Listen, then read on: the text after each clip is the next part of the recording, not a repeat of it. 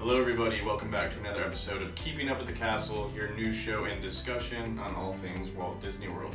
On today's episode, we're going to be covering the new special event for AP and DVC members at Toledo in the Grand Destino Tower. Work is also now underway at the Odyssey Pavilion in Epcot, and the Rosewalk pathway connecting Future World and the World Showcase is now closed. Our discussion for this episode is going to be all of the Animal Kingdom holiday and winter festivities. It's back. It's been gone for a while. We have a whole lot to talk about and discuss, so all of that and more, up next.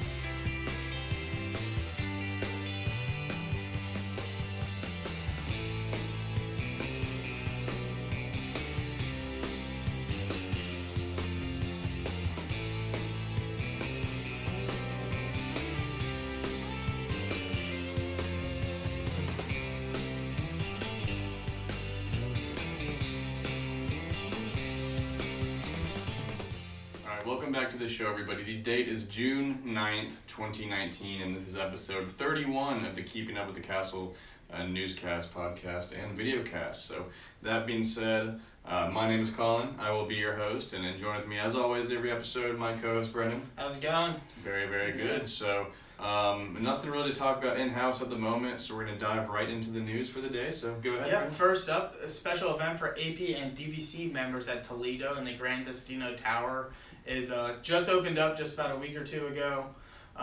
This is going to be July 25th, August 1st, and August 8th, and they're going to be offering a lot of different things.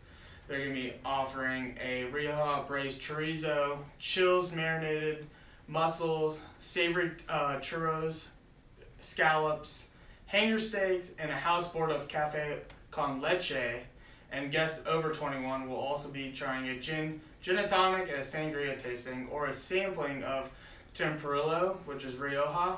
And then this event will be costing $84 per person, plus tax and gratuity. So you can bring up to 5 people in this event if you're the only pass holder in that event, or right. DVC, you can invite 4 of your friends. Absolutely. Maximum party is of 6. That is for the event. I also wanted to mention that during this, just a couple months ago, they did open up, and this Grand Destino Tower restaurant is opening on July 9th, just around the corner. Right. Go today? Check it out. Yeah, today. Wait, Is it July or No, June? today's June. Today's June. We're July. all mixed up. No, but it's all good. A month from today, so. Yeah, that's just around the corner, really. But that event probably will fill up quick, so if you haven't seen it, try and book it up, because that's not a bad deal. For $84 per person, you get alcohol. Their menu's, decent. It's not. Well, that's the prefix. So you get all of that, though. Yeah, you do get all that. So, I'm saying, like I said, $84. That's You can't really complain. And with alcohol, you get a little bit of everything. You get the gin and tonic tasting, sangria tasting, and they bring out like 12 different things. Yeah. So I think that's really, really cool. And you can bring 5 guests if you're the only pass holder. So family, friends, that's awesome. So. Very, very cool. Mm-hmm. Anyways, first up for my news topics, we have that work is now underway on the Epcot Odyssey Pavilion. So with the conclusion of the 2019 Epcot Flower and Garden Festival, work has finally started because it's a lot less busy and they don't need that area for festival space at the moment. So they're going to create a new experience center there in the pavilion before they kind of change it and alter it during the construction process. But it's closed not just to guests, even all cast members at the moment, because it is a working construction zone. But the main purpose of this is to actually set up, if you guys remember the little models they made of Star Wars Land you see at D23, or when they did New Fantasyland, they make the little almost like the little train model set of their expansion. So they're going to be doing kind of little miniature sets of what they're going to be doing to Epcot, which is really cool. And I think they need to do.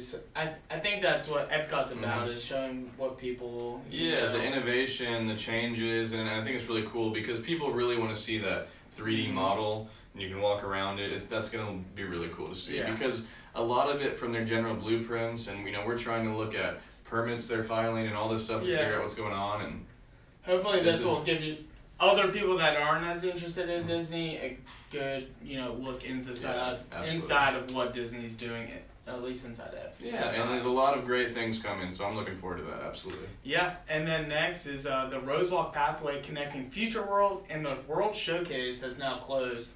So this will be closed temporarily, and they're just going to be widening the path, so... it was a little narrow in there, which I think everybody's experienced. But this will block off the access from the playground. The little shortcut between the refreshment port of Future World and during the construction. Right. Hopefully it doesn't take that long, but right in that area, they'll be shutting it down. Long time, especially during the festivals, it gets packed in there. I think it's going to be helpful though, because I know that is the best shortcut from the World Showcase to Future World, because it's going to be a little crowded in other areas now, but hopefully it's not over a month or two. No, they're just doing concrete, so they said it should just take like 2 weeks tops. So we'll see. You never know, because they already have it completely closed. You can't get to the playground. And they already they're already jackhammering the concrete up to re-pour the new paths. Yeah, that should, and they just have to let it cure for probably just a couple they're gonna days. cure it, paint it, replant, flowers and grass around it, stuff like that. But that being said, that's the shortcut I've always taken, and it's just a cool area. And the playground, obviously, that's gonna be a big deal. A lot of the parents love to put their kids there to burn some energy, Yeah, it's only for I think it'll only mess with just a few guests. A couple weeks, like. You guess in Disney's eyes. Right. So. Yeah. Anyways, that being said, we're going to go to our discussion for this episode, and that's going to be the Animal Kingdom. They have holiday decor again, and not just holiday decor. They've had ribbons. They've always had a tree out front, but this time they're taking it to the next level. So years ago, they had a little bit more theming than they had now. But it's been I feel like a long time. I think it's been 3 years, but this is going to be quite impressive, at least from what we're going to read to you and what we're going to discuss on. I'm very much looking forward to this. So the first thing I'm going to mention is as you enter, the decorations begin as soon as the guests cross the bridge to Discovery Island, where the area is in the midst of a celebration of winter, as they call it. So these holiday decorations are handcrafted by the eclectic community of artists who make Discovery Island their home. The village is filled with sparkling white holiday decorations, including colorful animal-inspired luminaires on the rooftops, wireframe bird-shaped lanterns, and themed garland adorning the buildings throughout the whole land. In addition to these decorations, there will be both daytime and nighttime Yuletide festivities, so that means I'm assuming with the Yuletide there'll be a lot of singing, some musical, dancing, parties, stuff like that. I am glad they brought stuff back to Discovery Island, just because everybody knows there's just a few ribbons up in Animal Kingdom, so... Yeah.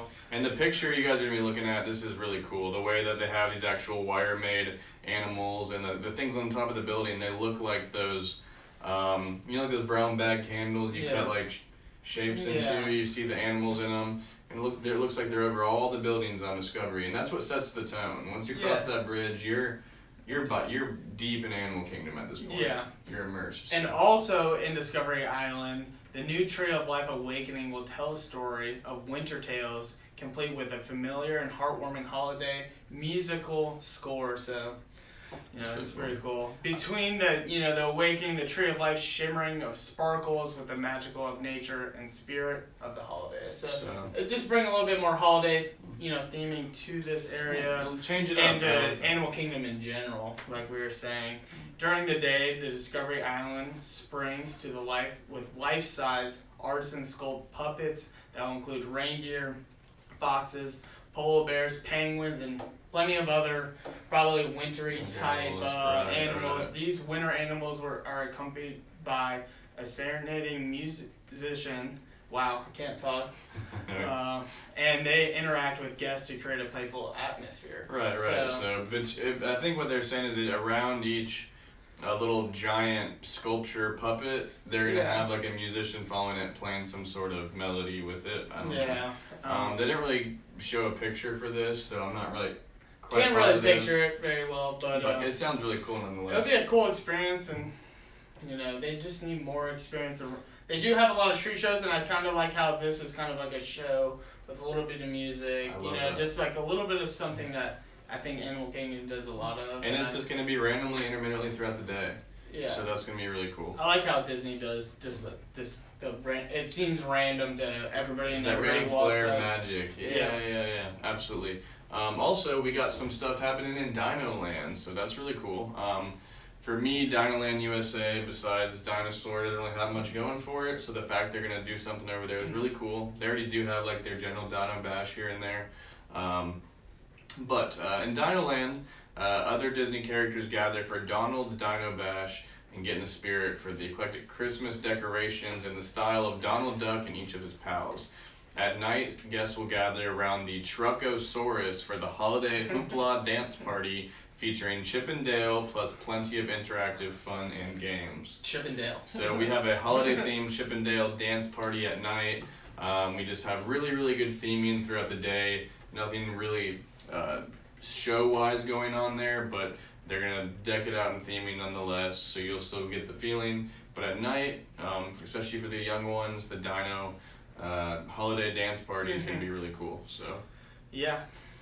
I just like how I'm just getting so excited for all this. Well, just because it's been a couple years and it's just something new. And they're not holding back. They're going everywhere with it. And then we have in Asia, we have the residents of Ampendor, not really sure how to say that, have decorated the theater district in celebrations of Diwali, the holiday festival lights in India.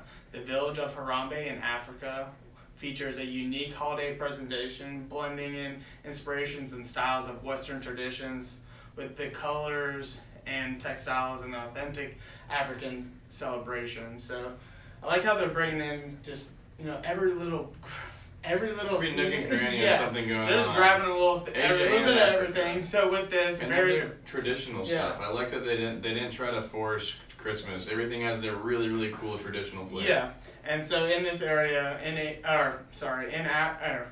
Asia, there's some new musicals and street performances. Like we said, we'll be going throughout the day. So more of those street performances, just like they do every day.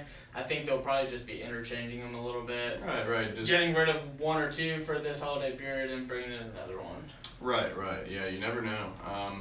They've got plenty of space to fill at Animal Kingdom and they'll have a lot of guests there. So. And in that same area, near Tusker House, where Mickey and friends will have a holiday overlay for this popular and excellent character dining experience. So I'm thinking maybe some stuff up around the walls and, the costumes. The costumes. Right. I love when they change costumes, and I love that. I do like their safari type outfits, but Christmas is great. Yeah, those are my favorite overlays. Their Santa outfits they wear and stuff like that. Yeah, so Tusker is going to be completely themed, the outside waiting and bar area as well as the restaurant. Maybe a little bit. Probably just a few ribbons, things here and there, some lights. Maybe some music mixed in with everything. Right, and I'm sure there'll be holiday offerings there as well. They have not released that yet, but nonetheless, Asia and Africa will be decked out, have performances. And if it stays up to par with their buffet already, if they bring in some different Asia flavors with the Tusker House, like some holiday offerings that is traditional to Asia, that would be kind of cool, and that's something that I would try. Right. Yeah, no, they already have your classic American, they have Asian flair, they have Africans, they have it all there. Yeah. So, I've never ever literally been let down by the food there. So I have no. Me either. I have no doubt it's going to be fantastic. So we're probably going to go check that out. Then last but not least, the holiday spirit will stretch all the way over into Pandora. So this is really cool because it's obviously a make-believe, planet. So. The expats who call the moon of Pandora home will bring a taste of Christmas to their alien home with kitschy holiday decor at Pongu Pongu that combines vintage pieces from Earth with handcrafted items crafted from materials indigenous and unique to Pandora. So per Walt Disney announcement, all of these offerings will begin November 8th. But let's talk about Pandora for a second. They're creating their own holiday flair. I think that's going to be really cool. I kind of don't like it. Really? Yeah. I think that's awesome. All the cast members there are going to act like they have their holiday thing on Navi. Yeah, I don't know. I don't know how I'm feeling about This is going to be my favorite of them all, to me. I guess I'll see when I get there, but right now I'm just like, alright, Pandora's made up. Why even try to bring something there? But why not? Yeah. I wanted to change up. It's the same every time I go. Yeah. That is a but good we'll one. see. I mean, they're just saying a little bit of holiday decor at Pongu Pongu, and they're probably gonna have some holiday snack offerings there. I do like holiday snack offerings. I don't Right. know about And either way, they have the Pongu Lumpia, the pineapple cream cheese spring that roll. was unreal. So either way, probably go check it out no matter what. But you know, long story short, there's a lot of theming, a lot of decoration, you know, musical stuff, street performances, new costumes. I mean, everything you can think of. You know, at an Animal Kingdom this year. So. And they haven't done this in a while, like we said. But do you guys like them bringing it back? Do you guys not like it bringing it back and just staying true to the Animal Kingdom, just having just a couple holiday things up, or do you guys like the extra offerings that they're bringing back? Do you guys like this? Let us know in the comments below. Let us know what your reasoning is all that, because I personally think that obviously Asia, Africa, you know, all these places, America, or Discovery Island, whatever you want to consider any of that, we all have holiday you know, festivities, so I think that they rightfully should all show it, and it's just more fun for everybody. Yeah. But let us know what you think. Does it take away from the Animal Kingdom flair? Yeah. I don't know. But so. That is it for today. That's Please it, guys. hit the like button. Please leave us a comment and subscribe if you want to Yeah. see more to come. Every week, guys, news and discussion episode. Then we have a high and low show or a dining review. And vlogs, we have a lot of vlogs kind of sporadically, so lots and lots of content for you guys. Thank you again so much for following along, and take care, guys. See you next time.